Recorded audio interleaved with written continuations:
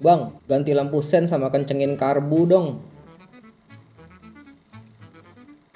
Bang, lampu sen gua nggak nyala.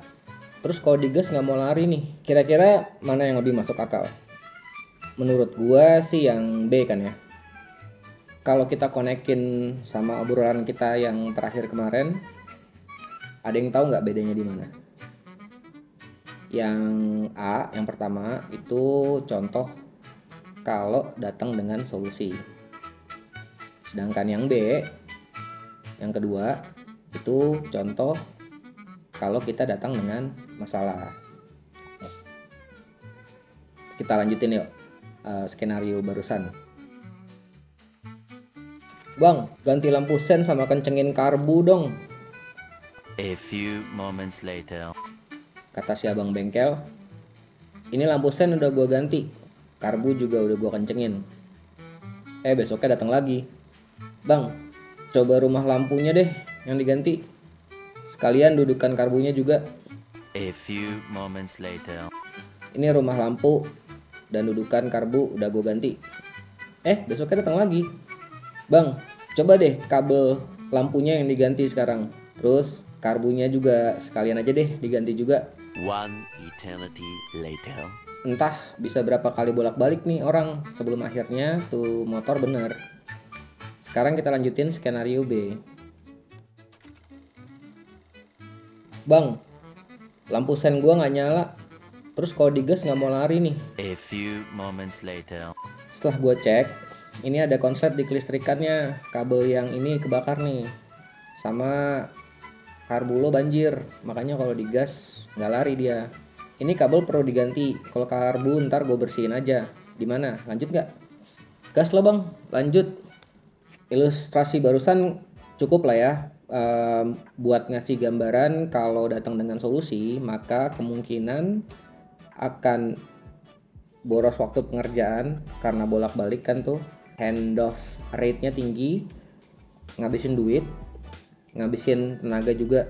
Dan gue rasa gue juga nggak perlu lagi meluruskan miskonsepsi yang selama ini terjadi dalam proses ini ya. Kebanyakan orang di proses ini soalnya sibuk mencari kumpulan solusi apa yang mau dibikin, yang mana seharusnya yang dipikirin itu adalah masalah apa yang mau kita solve dan kenapa masalah tersebut perlu di-solve. With that out of the way, di video ini dan di series videos kedepannya, lo bakal bareng gua di setiap prosesnya untuk ngebangun sebuah produk beneran. Jadi gini, sekalian gua ngiklanin nih.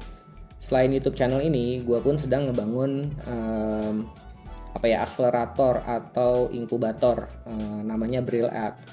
Sejauh ini Brill Apps udah rilis 2 produk. Satu itu Brillate.id. Ini expense manager singkatnya. Yang satu lagi itu Captive.id. Ini lebih ke ngebantu lo nge-auto generate subtitle dan bisa lo styling gitulah. Target marketnya content creators. Nah, next in the pipeline-nya Brill App itu aplikasi yang bertujuan untuk menjadi your personalized nutrition companion. Nah, gue pengen ngajak lo semua untuk bareng-bareng gue nih ngebangun si your personalized nutrition companion ini. Harapannya adalah dengan bareng-bareng ngebangun ini, gambaran yang bakalan lo pada dapet itu lebih terasa real lah. Oke, section pertama adalah problem identification. Gue akan tarik mundur kira-kira beberapa bulan yang lalu sebelum akhirnya gue come up dengan produk yang ketiga ini. Cerita pertama itu adalah lagi biasa nih, lagi hangout sama teman-teman. Lalu adalah satu teman gue, ini dia cerita kalau dia tuh doyan nge-gym. Mana ya, sini aja. Dia anaknya doyan nge-gym.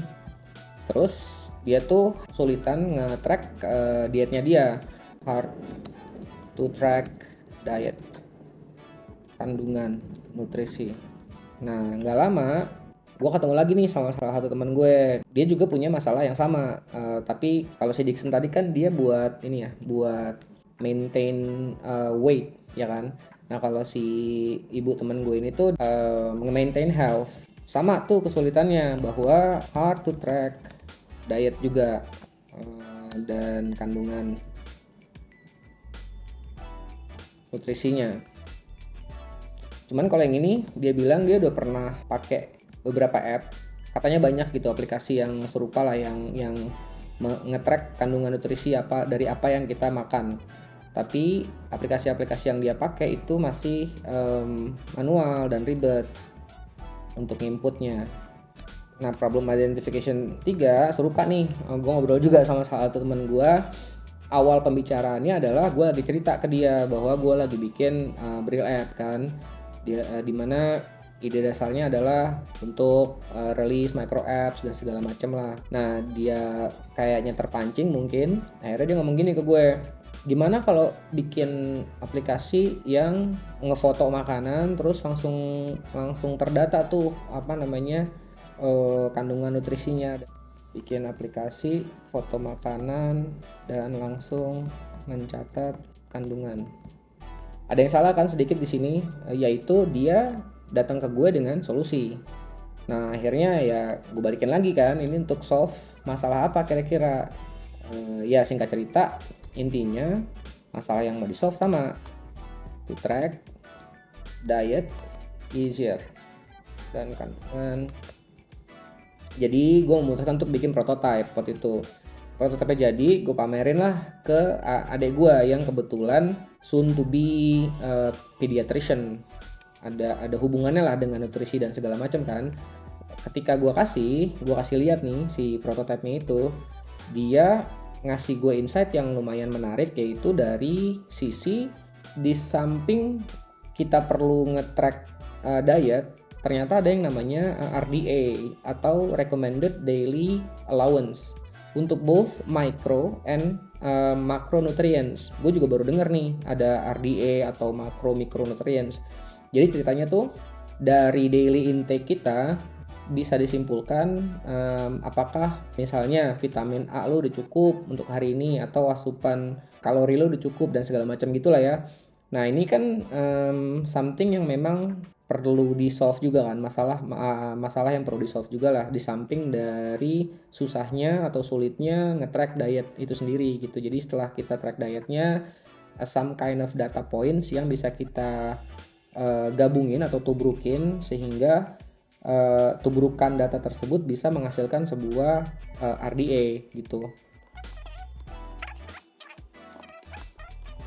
3 sampel itu mungkin nggak cukup gitu untuk nge-validate apakah problem ini itu worth untuk di-solve apa enggak. Remember kemarin kan a good idea itu biasanya yang solve a problem for a market kan. Nah, sekarang setelah problem identification, kita market validation nih. Seberapa gede sih marketnya? Si Bril app ini kebetulan itu menitik beratkan ke fast iteration sehingga kita bisa rilis aplikasi yang ada marketnya. Target gue sih 2 bulan satu aplikasi gitu kan, 2-3 bulan satu aplikasi. Jadi gue sesimpel ke Play Store, gue cari yang sejenis atau ya yang mirip-mirip, lalu gue ambil top 5. Terus gue lihat lah ininya downloadersnya, dan gue lihat cukup banyak, ada yang 10 juta download, ada yang 50 juta download. Artinya gue merasa bahwa sudah tervalidasi nih masalahnya oleh marketnya. Oke. Core problemnya berarti to maintain health. Jadi to maintain health atau wellness bisa kita approach dari 2 hal berikut, yaitu makanan sama aktivitas. Nah, sementara ini kita akan fokus di sini. Karena remember, do one thing and do it well. Selanjutnya adalah break down the problem horizontally. Pertama itu hard to identify which food are healthy, atau dalam arti di sini tracking the nutrients. Proses manual bakalan banyak makan waktu dan meribet kan, masa setiap kali makan harus nyatet satu-satu gitu ya, pasti disiplinnya kalah sama activity-nya. Taking notes takes too long. Lalu itu kan biasanya kalau mau professionally ya kita harus hire nutritionist kan, which is mungkin nggak semua orang punya budget yang sama dengan yang lain gitu untuk hire nutritionist. So we can say that it's too expensive to hire a nutritionist. Ini to ask nutrition related question sama to analyze CRDA yang tadi gue mention. Ini juga bisa jadi problem solving tools buat si nutritionistnya, karena biasanya seseorang udah professionally minta tolong sama si nutritionist, si orang ini pun nggak bisa nyediain data yang cukup ke si nutritionistnya, jadinya kan kesulitan kan nutritionistnya untuk ngasih analisa yang akurat gitu ke si kliennya dia. Jadi ya ini juga bisa, sebenarnya harusnya bisa augment si nutritionist juga. Hard to make a good analysis for nutritionists since the data is not accurate. Si Brill app ini dia punya style pricing style itu dua, buat B2C dan buat B2B, small B2B. Jadi gua rasa yang ininya yang 1 sampai 3 ini adalah things that masalah-masalah yang akan kita solve di aplikasi ini untuk end customer, atau this is the B2C pricing. Sedangkan yang ini itu ya B2B pricingnya, dimana nanti mungkin kita perlu diskusi lebih lanjut sama si nutritionistnya mengenai hal-hal apa aja yang kira-kira si aplikasi ini bisa bantu mereka. Gua rasa segini kayaknya cukup lah ya buat kita start building the product. Kalau kita mau rangkum, ya mungkin pertama stepnya adalah perhatiin sekitarmu, terus find a problem that when solved would benefit a huge amount of people. Yang mana sih kira-kira yang problem yang kalau di solve would benefit a huge amount of people? Cari yang taking too much time, proses yang makan banyak waktu untuk diselesaikan, proses yang masih dilakukan secara manual. Ini bisa aja catat tangan atau ketik manual dan lain sebagainya ya. Proses yang rasanya simple tapi masih mahal. Proses yang terbatas ruang dan waktu. Maksudnya gimana? Kayak in this case ngobrol sama nutritionist kan itu terbatas ruang dan waktu kan, perlu susun janji dulu, ada 1 jam aja waktunya gitu, dan harus ketemu di tempatnya si nutritionistnya, misalnya tempat prakteknya misalnya tuh. Nah, keep an eye out on this, karena biasanya ini adalah hal-hal atau masalah-masalah yang sangat cocok jika di solve dengan teknologi. Oke, kita udah perhatiin sekitar nih, rasanya udah ketemu nih masalahnya di mana. Lalu coba ekstrak core problemnya.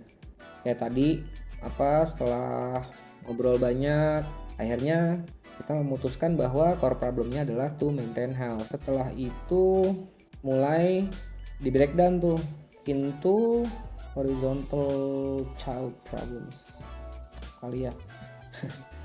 Lalu terakhir waktunya kita communicate our findings to the rest of the team. video selanjutnya bakalan langsung ngebangun si produk ini from scratch. Oke, that's it for this video. Supaya nggak ketinggalan, feel free to subscribe. See you on the next one.